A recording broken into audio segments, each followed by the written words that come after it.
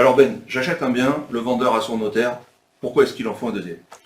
Alors, t'es pas obligé, faut le savoir.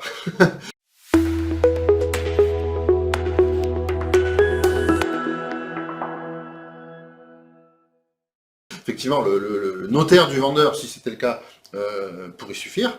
Maintenant, ce qui est bien de faire, c'est d'avoir ton propre notaire, que tu vas conserver, tu vas garder le même notaire s'il te convient bien, évidemment, pour les différents achats que tu vas faire, d'accord? Pour les différents achats immobiliers que tu vas faire, et tu vas conserver le même notaire, même si le vendeur a son propre notaire. Donc en fait, quand tu vas faire l'achat, oui, il y aura bien deux notaires dans l'histoire. C'est ça. Et ça coûte le même prix. Parce peu que de choses tu partages les frais, effectivement. L'idée, c'est de savoir que comme tu vas avoir ton notaire, il va te représenter. Un notaire, à quoi il sert?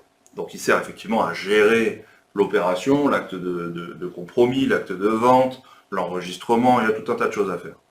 Ok, ça c'est la partie administrative. Mais il y a aussi effectivement la préparation des documents, la relecture des documents. Un notaire, il va être là aussi. Alors, il y a des chèvres qui font pas bien leur boulot, mais il y a aussi des bons. C'est pour ça que Ben te disait tout à l'heure, quand il te convient, quand tu as trouvé un bon notaire, tu le gardes. Un bon notaire, il va lire les documents administratifs et t'alerter s'il y a des choses qui lui paraissent inhabituelles. Alors ça peut être normal, tu peux être au courant, mais par exemple sur un diagnostic amiante, il peut te dire attention, est-ce que vous avez vu qu'il y a de l'amiante à tel endroit? Oui, oui, je l'ai vu, mais c'est protégé, pas de souci. Attention, Ouais. vous avez vu que le bien que vous voulez acheter, il était sous convention en A, donc voilà les impossibilités que vous aurez. Exactement. Voilà, il est là pour te protéger. Et t'accompagner, Exactement. et te conseiller. C'est un conseil, d'accord? Un notaire, c'est un officier public. Donc il a aussi obligation de conseil. Donc tu peux lui poser des questions, et si tu poses des questions au notaire qu'a choisi le vendeur, peut-être que c'est son beau-frère, son pote, peut-être que ça fait 20 ans qu'ils bossent ensemble. Disons qu'il y aura un Peut-être que petit biais à un peu mieux protéger le vendeur, finalement. C'est ça. Disons que oui, c'est un biais. Je suis d'accord avec l'expression. C'est un biais qui pourrait être introduit. Il va pas te dire des choses illégales. Non, On n'a jamais rencontré ça. En revanche, des gens qui vont un petit peu arranger les choses, ça peut arriver. Donc, avoir ton propre notaire, c'est quand même une bonne idée. qui plus est, ça fait deux couches de vérification, parce que Oui. le notaire, il n'est pas à l'abri de faire une erreur. Nous, ça nous arrive assez fréquemment, finalement. Ou c'est nous qui, finalement, en relisant le compromis, ou peu importe finalement qu'est-ce qu'on va relire, on peut s'apercevoir de certaines erreurs. Je sais pas la dernière en date, mais une grosse, c'était le numéro de parcelle qui n'était pas le bon, par exemple. Oui, c'est vrai. Ouais, accessoirement. tu C'était vois. juste pas la bonne parcelle. Voilà, bref. Donc du coup, s'il y a deux notaires, bah, finalement, c'est revu deux fois avant que toi tu le renvoies. Voilà. Par contre, pourquoi t'as dit que ça coûte pas plus cher? Alors ça coûte pas plus cher parce que effectivement toi tu vas payer ce qu'on appelle communément les frais de notaire, le vrai mot c'est les frais de mutation. Dedans il y a les frais d'enregistrement et tout un tas de taxes qui partent à l'État. Voilà, c'est ça. Et puis, Donc ça, c'est forfaitaire. voilà, et puis après il y a le boulot réalisé par le notaire et son équipe. Et ce boulot-là, effectivement, c'est forfaitaire. Pour chaque acte, il y a quelques euros, et puis surtout la somme, tu as plusieurs centaines d'euros à débourser. Sauf que chaque vérification et chaque acte d'enregistrement va être effectué qu'une seule fois pour l'opération. Donc toi, tu ne vas pas payer plus.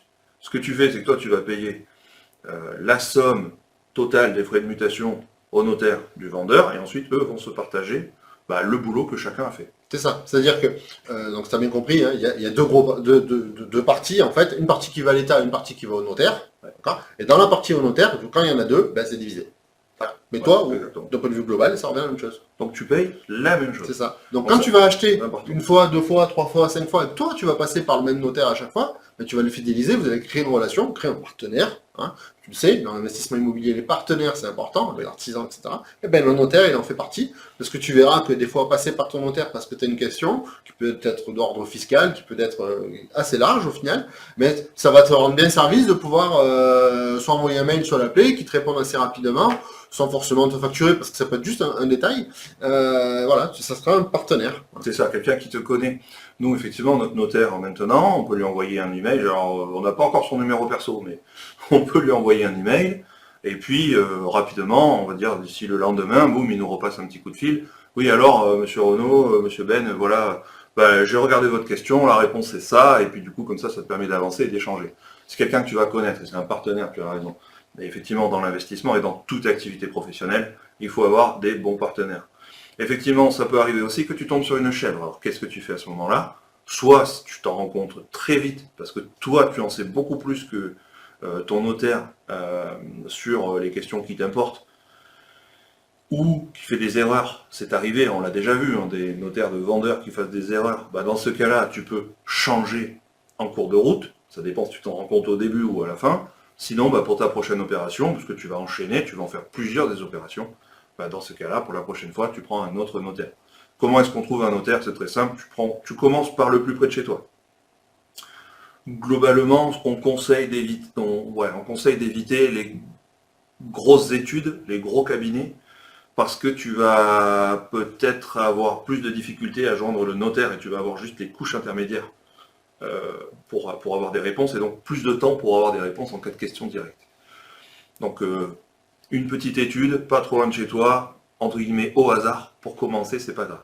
Par contre, il faut absolument ton notaire et pas le même que le vendeur, on t'a expliqué pourquoi. Et tu as un autre avantage également d'avoir ton propre notaire. Je donne un exemple. Tu es en train de faire l'acquisition d'un bien et ça arrive à un élève il n'y a pas longtemps. Finalement, ça prend du retard. Ça prend du retard. Mais toi, le fait d'avoir ton propre notaire, tu appelles ton notaire, à toi, et c'est lui qui va aller mettre la pression sur l'autre notaire. Voilà. Et Qui va mettre la pression au vendeur? Alors, ça dépend qu'est-ce qui est qu'il en retard. Oui, t'as raison. Mais ça peut être l'autre notaire qui est en retard sur des rédactions, des choses comme ça. Voilà. Donc après, et eux, ils ont leur langage et leur code, donc ils communiquent bien entre eux. D'accord. Et eux, ils savent faire, voilà. Entre confrères, C'est ça. ils vont aussi s'arranger. Mais c'est plus facile, effectivement, de passer par ce biais-là, plutôt que de venir... Je le mets en bas, parce qu'on est, on va dire, entre guillemets, plutôt en bas, plutôt que de partir d'en bas et d'aller taper chez le notaire d'en face, voilà. J'allais dire adverse, mais c'est pas du tout adverse. Non, faut pas le voir comme ça. Voilà, l'idée c'est effectivement de pouvoir appuyer. Parfois, un notaire, ça nous est arrivé, peut débloquer aussi une situation auprès d'un banquier. Toi, tes clients, tes petits clients, tu démarres. On a déjà vu ça récemment. Un investisseur qui démarrait, qui avait besoin de réponses de la part d'un banquier. Bon, bah, quand c'est le notaire qui appelle, le banquier, il répond, et en général, il mène les actions. Ouais, ça met un peu plus de pression. Donc, ça apporte un poids. Et là, encore une fois, quand c'est quelqu'un que tu connais, bah, ça va être de mieux en mieux. Ça va être dans le bon sens. Bah, la relation, oui, effectivement, elle sera un peu plus privilégiée au fur et à mesure. Donc, tu retiens que tu as ton propre notaire, qui doit être différent du notaire du vendeur. Et que c'est pas plus cher. Et que surtout, c'est pas plus cher. Donc, ça te permet, toi, de te blinder, d'avoir un filtre qui analyse les documents, même s'ils ne les analysent pas du point de vue investisseur, parce qu'ils ne sont pas toujours investisseurs. Ils vont analyser les documents du point de vue légal et voir peut-être des petits défauts, des petits détails que toi, tu n'aurais pas vu de suite, ou que ça va te permettre de porter ton attention dessus quand tu vas relire les documents. Et ça m'amène à la conclusion aussi, que tu relis toujours tes documents, même si ça a été relu par un professionnel. C'est toi qui achètes. Si tu es investisseur, c'est toi qui vas acheter, ou si tu es vendeur, c'est toi qui vas vendre. Et donc c'est toi qui t'engages. Oui, et c'est pas un détail, c'est pas rare qu'on relève des coquilles. Voilà. Donc c'est toi qui connais ton investissement, qui connais tes objectifs.